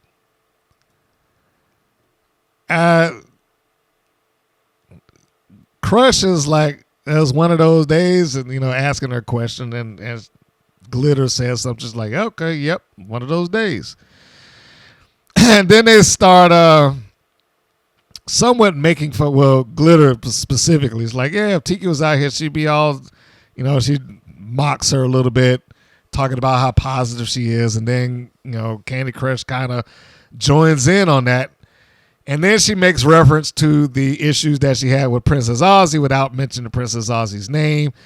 It's like, well, at least she's not, giving you unwanted or unwarranted advice for weeks or, something like that. And they seem to have a this might be the best acting job I've seen Candy Crush do. They have this, like I said, little bonding moment.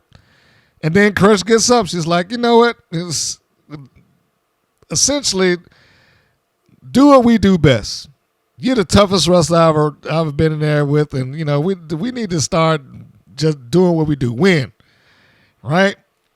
And then they get up and like they're motivated. They're getting hyped. They're getting excited, and they pretty much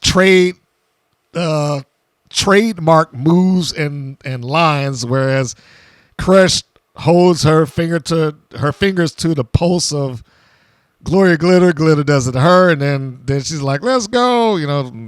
Candy Crush's would-be catchphrase. I don't know if that thing's catching on. It's about as popular as honk honk. But this is seemingly the beginning of a turn for Crush. Don't know that for certain because I can never tell with WoW. But I did write down on my notes, like, is this the route to Crush going heel?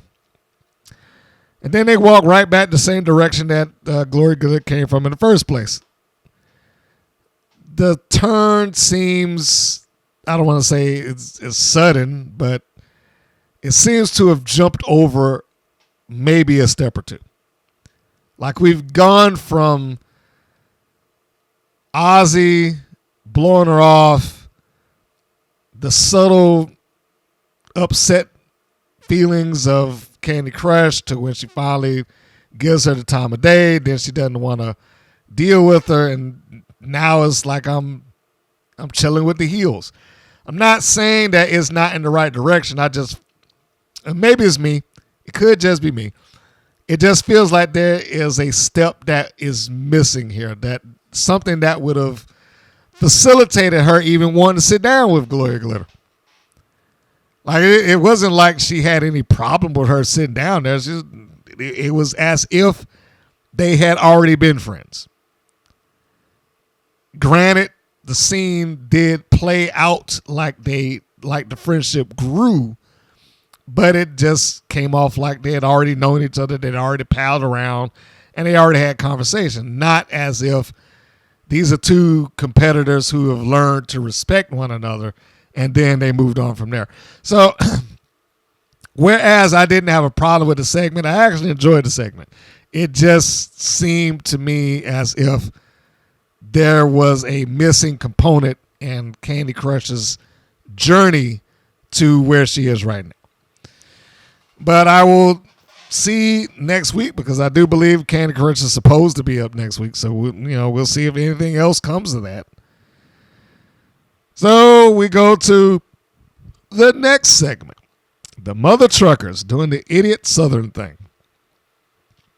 This is them talking in the back, and of course, American flag hanging there, and the laundry line with shirts that they never wear hanging up there.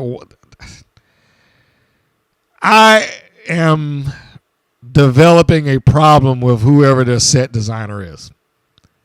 Because these sets reek of amateur hour to me. Like they haven't done anything beyond this show.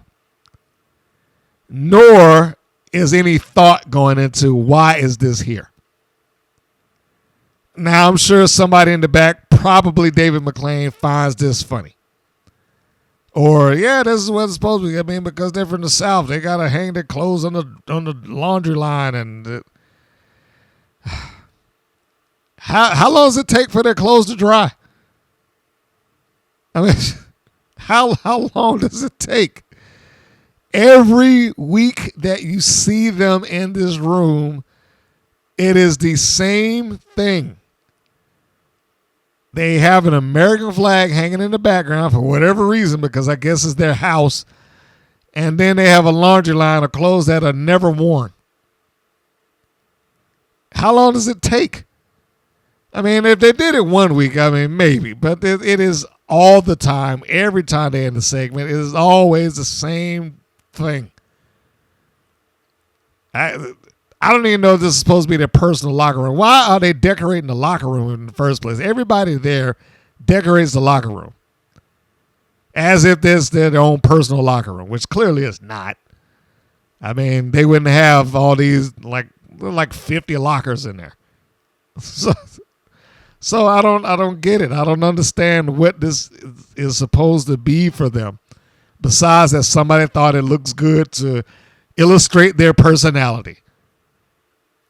And I'm almost positive it's something to that degree. If you'd All-American girls, they got curtains in there. The mother truckers got to hang the flag and have laundry. I don't know. It's just ridiculous. But anyway, they go into their conversation talking about the Fab Four and what they're going to do. And, you know, you can pretty much fill in the blanks. It wasn't it wasn't anything to get all excited about, and they're still trying to get that honk thing over. Like they will not let that go. This is honk. We got 2 words for them, so they lean into the old WWE DX line, honk. God. Next segment is a preview for the next week's trios match, which will be a rematch of Team Spirit versus the Brat Pack, which will be the 3rd iteration of Team Spirit to go in there. I am fully expecting Team Spirit to go over. The next match is the main event. It's Penelope Pink and Vicky and McCoy with Lana Starr taking on the Mother Truckers. And wouldn't you know that the entirety of the Fabulous Four comes out along with them. So Miami Sweet Heat comes out along with Lana Starr, Penelope Pink, Vicky Lynn McCoy. And what do? The same thing that they always do. They just go into the commentating booth. So let's stop right there. I do not mind when a wrestler goes into the commentating booth and provides some sort of insight to what's going on. Nor do I mind when it's there as a means to forward an angle. Where it becomes worrisome when they do the things that they're doing here. This angle has been overdone with the Mother Truckers right now. And the fact that no one came up with a different way to get this executed is disappointing, to say the least. How many times do the Mother Truckers have to get beaten up? This is what I meant when I said at the beginning of the show, and I said I was going to get back around to it, and here it is. There is such a thing as getting heat on the promotion. When the promotion doesn't make any effort to stop things that are plain as day and everybody knows is going to happen, then how can I blame the heels anymore?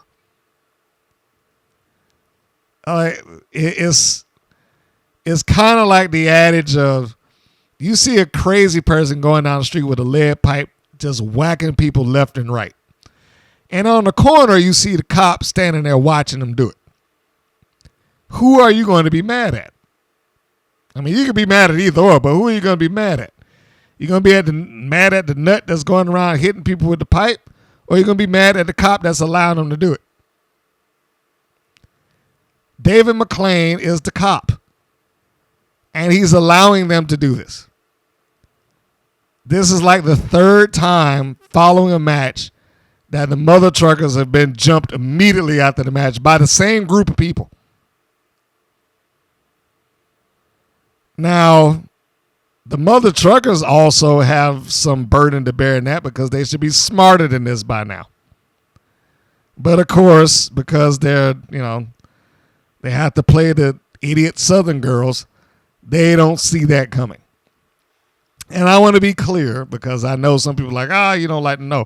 I don't like the mother truckers. I like Holly Swag and I like Amazing Maria. I don't like the mother truckers. It's like the difference between the one-man gang and Akeem. Okay? Or Dusty Rhodes and the NWA and Polka Dot Dusty Rhodes and the WWF. You can like one or the other, even though it's embodied by the same person.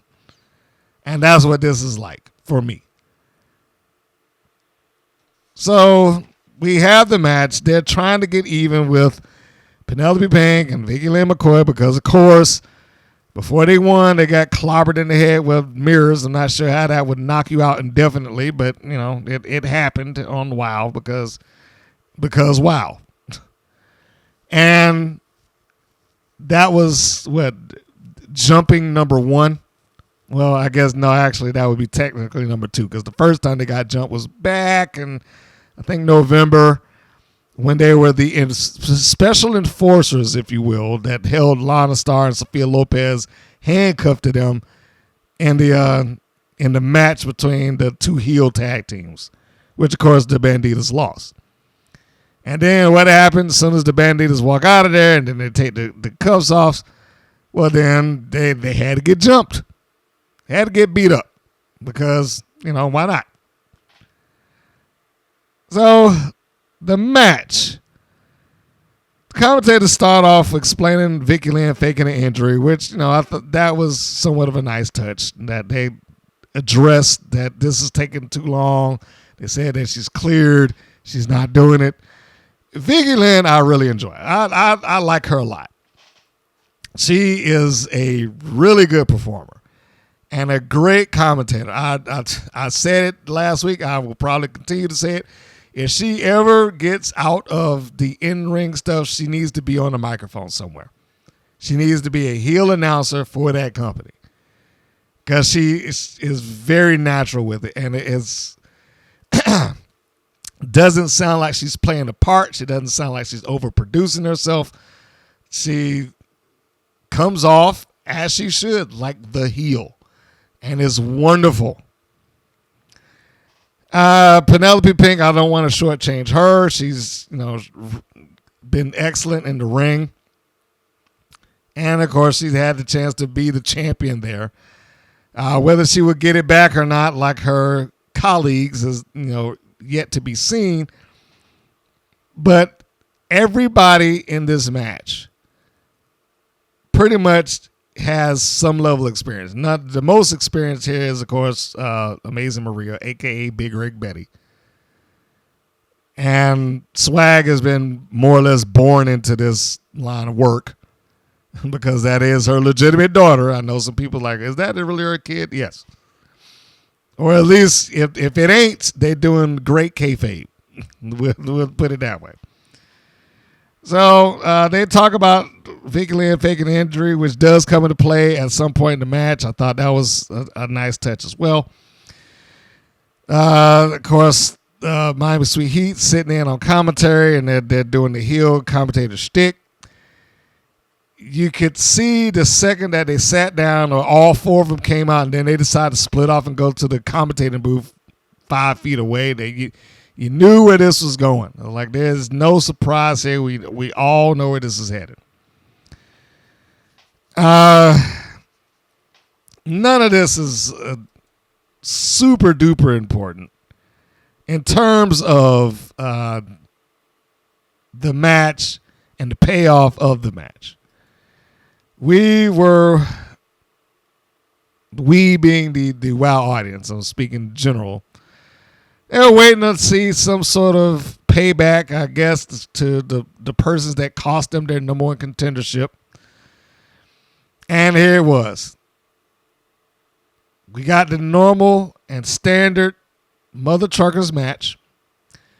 Holly Swag is in the ring. She takes the bulk of the work, and she takes the bulk of the bumping around and, and all that good stuff. Until Big Rig Betty is tagged in, then she comes in and does the cleanup. Now, the only thing that was changed here was that she tags back out and Swag's back in the ring. Swag gets a full Nelson on Penelope Pink. Penelope Pink reverses it, turns her towards Vicky Lynn McCoy. Vicky Lynn charges in, and there's the miscommunication spot as she forearms Pink in the head. And then this is probably the most awkward spot of the match, where you could tell Vicky Lynn was trying to find something to keep her in motion so she could not look like an idiot standing around waiting for Big Rig Betty to get back in the ring, but it was only so much that she could do. So she nails her partner. She takes a swipe at Holly Swag, but Swag gets out of the way. But then she's kind of staggering around like, what do I do? You can see that she's clearly trying to get herself in position for Big Rig Betty. This is one of those points that if I'm in an editing bay, it's like, we may need to take a different shot here, because it's only exposing that she's trying to line up to a super kick, which is what she did. She walked over and then she pretty much puts her chin in front of her so she can take the super kick. And then we get both of them beaten with the two finishing moves. We got a stunner and the hitch and ditch, which is full Nelson into a clothesline. Amazingly enough, the former world's champion is beaten clean by Holly Swag, and then Big Rig Betty pins Vicky Lynn McCoy. Both of them are counted down simultaneously. And the Mother Truckers' winning ways continue. I did do a win-loss record on the Mother Truckers once before. And if I am not mistaken, they have the winningest record as a team in WoW, even over Miami Sweet Heat, despite the fact that they didn't get it, any title shots or whatever. But I do think that the Truckers are the top team win-loss wise as far as WoW is concerned. So they get the win, and immediately after that, wouldn't you know it, and I know you couldn't guess it, but they got jumped. Surprise, they got jumped. Again. So now they're down, and you get McClain get up on the microphone after the beating, and he's blaming it, or not blaming. Let me rephrase that. He is surprised, not justified, but he's surprised. He repeats what Nigel said. They just came from nowhere. It's like, they just came out of nowhere and attacked. I had a problem with that line immediately. Like, they didn't come from nowhere. They were sitting right next to you. This is what I mean when I say that there is such a thing as having heat on the promotion. They were sitting right next to you. The guy that runs the promotion. And he let them just jump up and run out to the ringside and beat up the Mother Truckers again, like for the third time, without so much as getting on the mic and say, hey, look, y'all better stop. Or when they sat down at the beginning, if you go out there, you're going to be fined or suspended or whatever. Like, no effort in a kayfabe universe was made to prevent this at all. It would have been a simpler thing to do and more justified if they just ran from the back. Then it would have been out of nowhere. But rather than to do that, we got to have them sit at ringside so they can, be right there and haul ass and get to the ring within seconds. But no, this was not executed well. The match was fine, but the Mother Truckers do not need to get beaten up after every encounter with the Fabulous Four. Every encounter with the Fabulous Four does not need to lead to them getting jumped. How stupid do you want to make them come off to be? I mean, it's bad enough that the promotion is not trying to protect them, but it's like they can't see it coming either. I understand the babyface has to, take the hits every once in a while to facilitate the next thing that we can go into the angle for. But at some point, you got to learn the lesson, or at least attempt to learn the lesson. And it just didn't seem like they were doing that at all. So you got the Carlson twins come out there and attack both of them, and they beat them up, and they send them down to the mat, and Dave McClain is hollering and screaming, "Get the referees out here! Get them out!" He's not very preventative, but I guess late is better than never, I suppose. So the refs come out. They break this horrendous beatdown up. They all leave, they being the Fabulous Four. And then Dave McClain gets on the microphone, I guess, to try to make things right. I think that we need to give the Mother Truckers a title shot. All right. Now, they probably should have had a title shot preceding that, but okay. They deserve a title match. Why Miami Sweet Heat got a title match in the first place, I don't know, because, they, even though they won, he said that he was going to take away that opportunity, which only lasted for like 2 weeks. So that goes a long way in showing his authority and how much it means. But the Mother Truckers get up, and it seems as if they have a title match due to them. So I'm assuming, again, this is just my assumption because I have not read anything differently. But I'm assuming that they are going to get the match against Miami Sweet Heat, and quite possibly they will walk out as the tag team champions, making Sweet Heat transitional champions. That would probably be the best thing for them. The Heat do not need to be champions again right now. They're not that over to where they need to be multiple time tag team champions. So at least get them through something else before we get back to this, because I'm sure as long as WoW exists, they're probably going to put those titles right back on them after they lose, eventually. But that was it. That was the entirety of WoW. I mean, outside of match 1, I think this was just I don't even know if I would list it as a maintenance show. It didn't really maintain angles. It maintained the streak of Adriana Gambino. That was the one thing that was maintained here. It forwarded whatever the Mother Truckers are doing.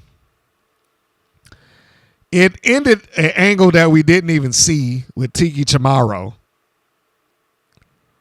And it kicked off an angle, or I guess the next step of an angle, with Team IQ Superior and their feud with G.I. Jane. But nothing overall was so spectacular that I would, tell somebody, hey, you need to go watch this. And oftentimes that's kind of what I build it on. When I was like, when I look at the shows, would I suggest this to you? Would I say, hey, this is something that you need to go check this out? I don't know if there's anything I would say, check this out. The closest I would get is Adriana Gambino versus Princess Aussie. That is the closest. That is the closest I would say, hey, you might enjoy this. Not that the rest are bad. I just don't think that they were so intense or epic or such a banger match that I was like, oh man, look, this is the one you have to check this one out because it's outstanding. I don't see that. The Gambino Aussie match, yes, not outstanding, but still worth a watch. If I were going to give one following that,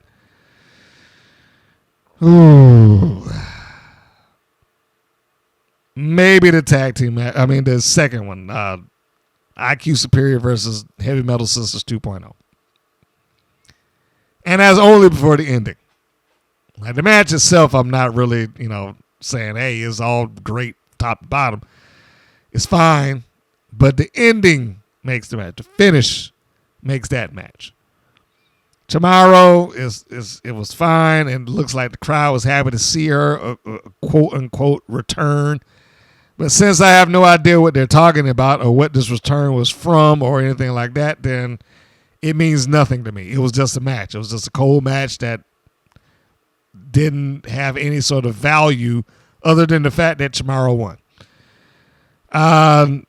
Glitter and Crush. That segment, it did stoke my interest, I will admit. Just seeing them backstage, like, okay, where's this going to go? Are they going to be a tag team now? Are they just going to have some sort of loose-knit union? Where are we going with that?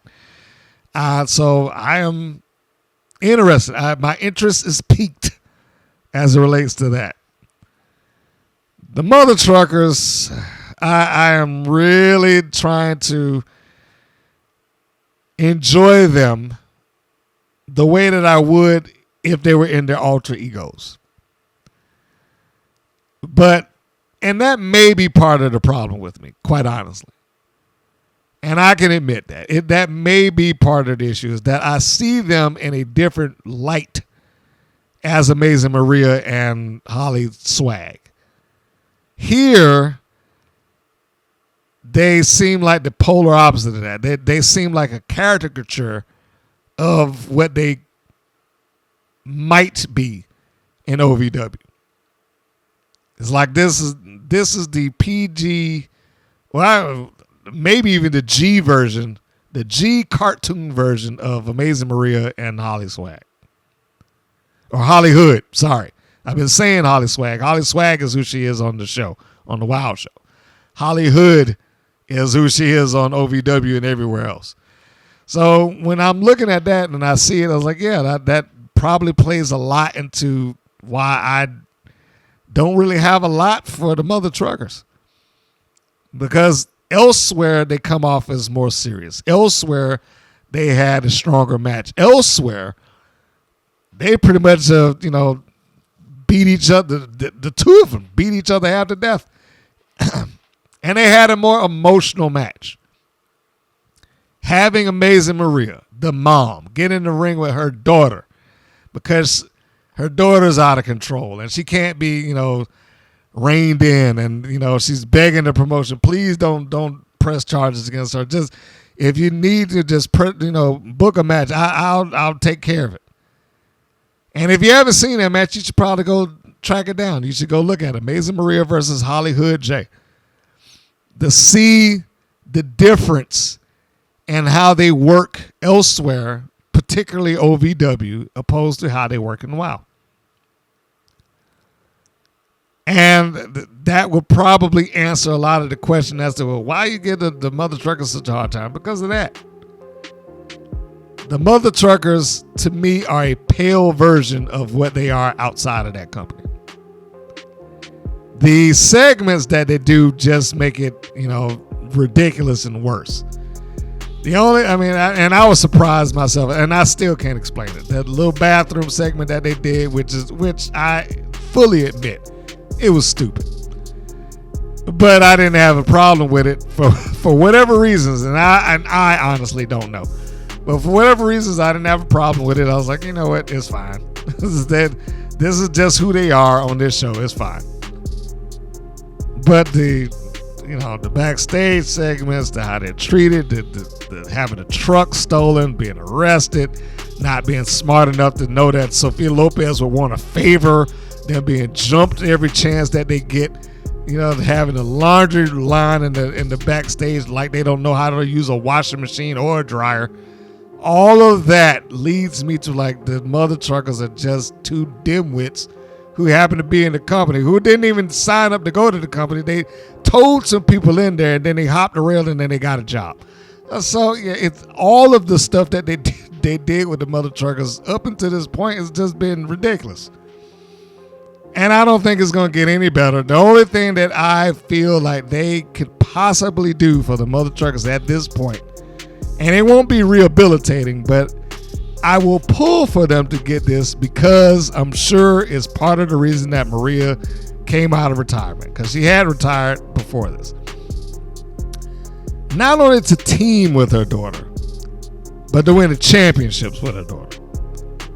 I think that is maybe the sole purpose that she's in WoW as it is right now. To be able to tag up and team with her child, which probably means a lot.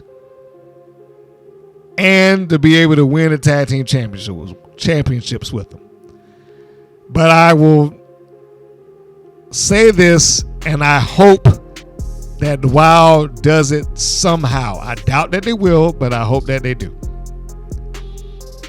When it comes to the mother truckers getting their title shot against Miami Sweet Heat, I hope that they are able and capable of giving that match some kind of build to where there's interest in people seeing them pull it off.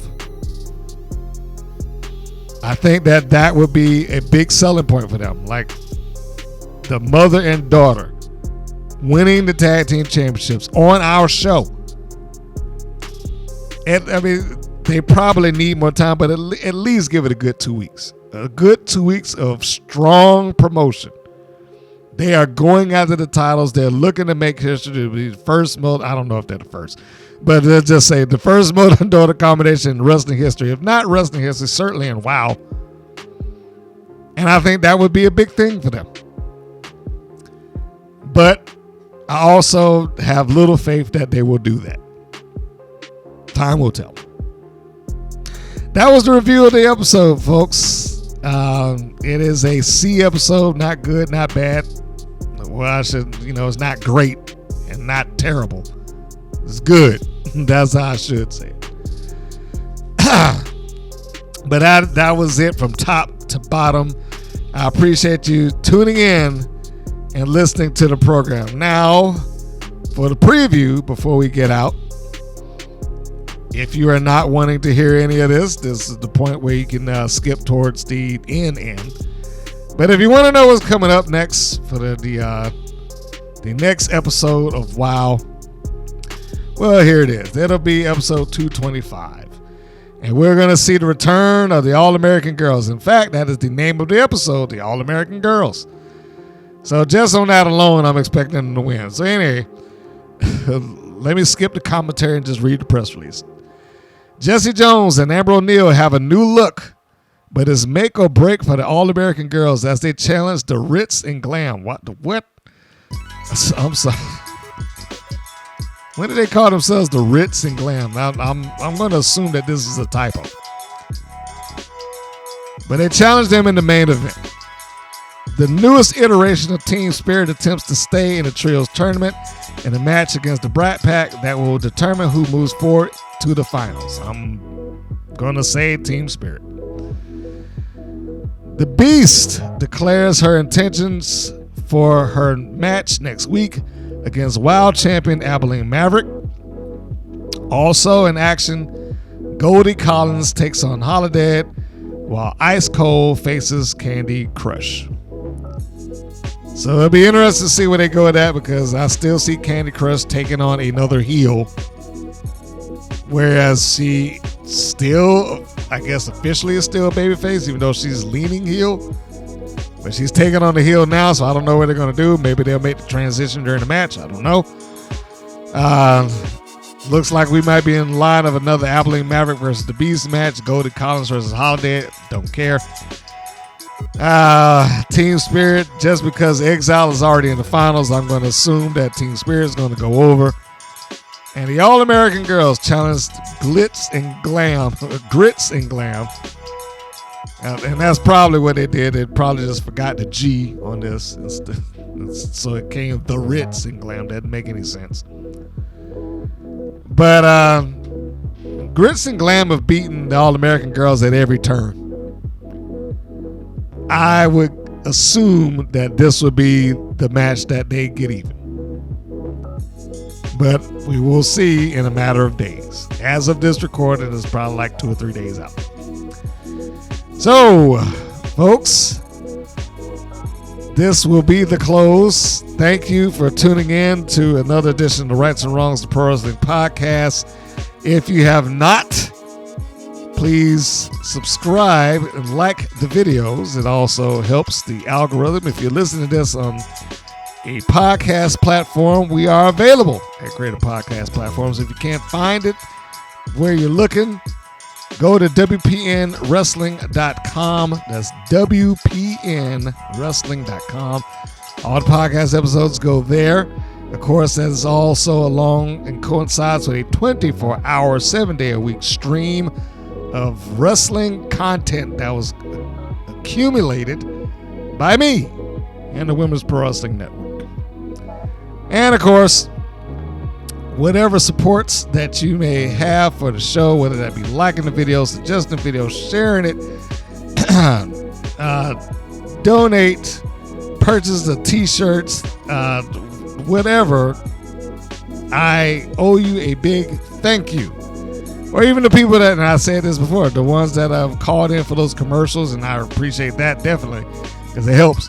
But the ones that have called in over any sort of commercial that's on the stream, yes, thank you for those. And if you want to continue doing that, feel free. And in closing, and as always, this is Mr. Green saying that this is Mr. Green saying so long, and we will see you on the next go round. Take care, everybody. Thank you for listening to the WPN's Rights and Wrongs of Pro Wrestling. If you have questions or comments, please contact us via our Facebook or our YouTube channel at the Women's Pro Wrestling Network. If you're new to the WPN, feel free to subscribe to our channel and like our page. We appreciate your support. Thank you again for listening.